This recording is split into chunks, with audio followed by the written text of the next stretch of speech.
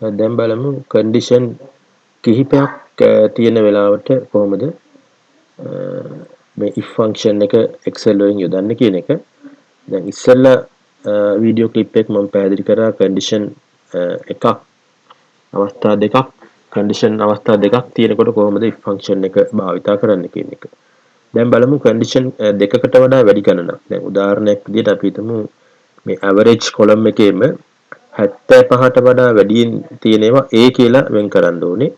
ඊළඟට 50ට 50යි 75යි අතර තියෙනවා B විදියටත් 40යි 50යි අතර තියෙනවා C විදියටත් ඊට පල්ලෙහෙන් තියෙනවා 40ට පල්ලෙහෙන් තියෙනවා fail විදියටත් වර්ග කරන්න ඕනේ. ඒතර එතනදී කන්ඩිෂන් දෙකකට වඩා වැඩියෙන් භාවිතා වෙනවා. මෙතනදී ලොජික් එක වෙනස් වෙන්නේ නැහැ. ඒ විදිහම තමයි මේ සමීකරණය යොදන ආකාරය තමයි වෙනස් වෙන්නේ. අපි බලමු කොහොමද සමීකරණය භාවිතා කරන්න කියලා. ෆෝමියුලා බාර් එකට යන්න ඉස්සෙල්ලා සමීකරණය ඕනේ තැන ක්ලික් කරන්න එතන චෙක් කරගන්න අපිට අවශ්‍ය තැනද සෙල් පොයින්ටර් එක තියෙන්නේ කියලා. දැන් මෙතන මගේ උදාහරණේ නම් මේ grade කියන තැන I කොලම් එකේ පළවෙනි සෙල් එකේ කියන්නේ I 5ට තමයි සමීකරණය ලියන්නේ. දැන් යන්න ෆෝමියුලා බාර් එකට සමාන කිරීමේ ලකුණ යොදන්න. අනිවාර්යයෙන්ම සමීකරණයක් ලියනකොට මේ සමාන කිරීමේ ලකුණ යෙදිය යුතුමයි. ඒ අනුව සමාන කිරීමේ ලකුණෙන් පටන් ගන්න. ඊට පස්සේ if function එක යොදන්න. if කියන එක යොදන්න පුළුවන්. ඊළඟට වරහණක් විවෘත කරන්න.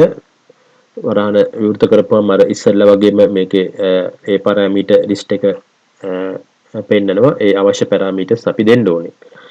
මුලින්ම කන්ඩිෂන් එක දෙන්න. කන්ඩිෂන් එක වෙන්නේ මේ average column එකේ තියෙන පළවෙනි අගය. ඒ කියන්නේ මේ 49 කියන එක චෙක් වෙන්න ඕනේ 50ට වැඩිද නැද්ද කියන 75ට වැඩිද නැද්ද කියන එක. මේ අවස්ථාවේ අපි කන්ඩිෂන් කීපයක් භාවිතා කරනවා. ඒ නිසා 75ට වැඩි අය A කියලා වෙන් කරන්න යන්නේ.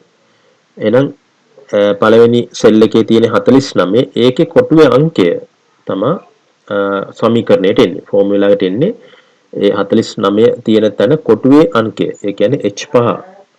මේක ඔටෝමැටිකලිම මෙතනට ඇවිල්ලා තියෙන්නේ. දැන් චෙක් කරන්න එක 50ට වඩා වැඩිද හෝ සමානද කියලා. වැඩි හෝ සමාන කියන එක අපිට පුළුවන් මේ greater than and equal කියන symbol භාවිතා කරන්න. ඒක 50යි කියලා දෙන්න. ඊළඟ කමාවක් යොදන්න මතක ඇතුව මේ කමාව මේ සින්ටැක්ස් එක අනිවාර්යයෙන්ම යෙදිය යුතුයි මේ විදිහටම කමාවක් යොදන්න. ඊළඟ ඩබල් කෝට් ඕපන් කරන්න.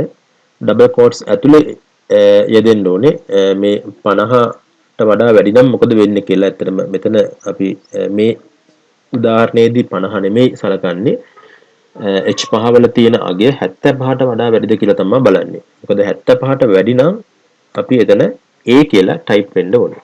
ඩිස්ප්ලේ වෙන්න ඕනේ. එහෙනම් එතන A කියලා දාන්න ඩබල් කෝට් එක වහන්න. ඊළඟට දැන් මේ if condition එක අපි කන්ටිනියු කරන්න යන්නේ. මෙතනින් නතර වෙන්නේ නැහැ. මොකද 50යි 75යි අතර ලකුණු ගත්තයි B කියලා වෙන් කරන්නත් ඕනේ. එහෙනම් නැවත කමාවක් දාලා if කියන එක යොදන්න. යොදලා නැවත වරහණක් අරින්න. නැවත කන්ඩිෂන් එක චෙක් කරන්න. ඒ කියන්නේ H5 තියෙන අගය විශාලයි හෝ සමානයි 50ද කියලා බලන්න. එහෙම 50 වෙනවා නම් නැවත කමාවක් දාන්න. මෙතන කමාව දාලා 50ට වඩා වැඩි වුණොත් මොකද වෙන්න ඕනේ? එහෙනම් B කියලා ටයිප් වෙන්න ඕනේ. එහෙනම් එතන B කියලා යොදන්න ඩබල් කෝට් එක එතන වහන්න. එතකොට if condition එක තවදුරටත් expand වෙනවා. ඒ කියන්නේ 40යි 50යි අතර නම් C කියලා ඩිස්ප්ලේ වෙන්නත් ඕනේ. එහෙනම් නැවත කමාවක් දාන්න. කමාවක් දාලා ආයෙත් if condition එක යොදන්න. නැවත වරහණක් යොදන්න. ආපහු වෙන්න මේ H5 කියන එකට. දැන් චෙක් කරන්න H5 තියෙන අගය විශාලයි හෝ සමානයි 40ද කියලා. හරි. දැන් ආයෙ කමාවක් දාලා 40ට වඩා වැඩි වුණොත් මොකද්ද ඩිස්ප්ලේ වෙන්න ඕනේ? ඩබල් කෝට්ස් ඇතුලේ යොදන්න C කියලා. C කියලා තමයි ඩිස්ප්ලේ වෙන්න ඕනේ. ඩබල් කෝට් එක වහන්න එතනින් ඊට පස්සේ දැන් ඔය කන්ඩිෂන් ටික විතරයි අපි මේ උදාහරණය යොදන්නේ. 40න් පල්ලෙහා ඔක්කොම ෆේල්. එහෙනම් මෙතන කමාවක් දාලා නැවත ඩබල් කෝට්ස් ඇතුලේ ෆේල් කියලා යොදන්න. ඩබල් කෝට් වහන්න. දැන් මේ ඕපන් කරපු වරහන් ගණනට සමාන වරහන් ගණනක් අපි වහන්න ඕනේ. දැන් බලන්න මෙතන ඕපන් කරලා තියෙනවා, මෙතන එකක් තියෙනවා, එක වරහනක් එකයි, මෙතන තව වරහනක් තියෙනවා දෙකයි, පළවෙනි වරහනයි තුනයි, වරහන් තුනක් තියෙනවා. එහෙනම් වරහන් තුනක් ඔය ආකාරයට ඔන්න පළවෙනි එක වැව්වා, ඊළඟට දෙවෙනි එක වහන්න, දැන් තුන්වෙනි එක වහන්න. ඒ විදිහට අපි සමීකරණය දැන් සම්පූර්ණ කරලා තියෙන්නේ. දැන් enter key එක press කරන්න. බලන්න enter key එක press කරපු ගමන් මේක 49 තියෙන්නේ range එකේ, කියන්නේ 50 40 50 අතර range එකේ තියෙන්නේ. ඒ නිසා C කියලා display වෙනවා. දැන් පුළුවන් මේ සමීකරණය පල්ලෙහා අනිත් cells වලට copy කරන්න. දැන් බලන්න උත්තර හරිද කියලා බලන්න. මේ 76 කියන එක 75ට උඩ range එකේ තියෙන්නේ A. 62 තියෙන එක තියෙන්නේ 50යි ඒ 60යි range එකේ B කියලා display වෙනවා. මේ 30 කියන එක 40ට පල්ලෙහා තියෙන, එනම් fail කියලා display වෙනවා. ඔය ආකාරයට අපිට පුළුවන් මේ condition කීපයක් තියෙන අවස්ථාවකට if function එක යොදන්න පුළුවන්කම තියෙනවා.